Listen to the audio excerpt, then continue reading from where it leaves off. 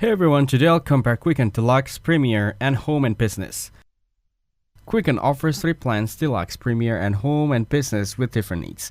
Quicken Deluxe is great for personal budgeting and managing everyday expenses. It helps you track bills, create budgets, and see your expanding patterns. It is simple and perfect for someone who wants to stay organized without extra complexity.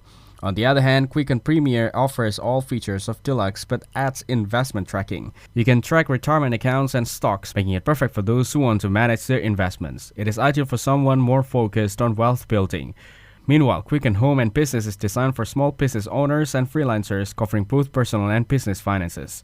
You can manage expenses, invoicing, and business profits along with personal budgeting.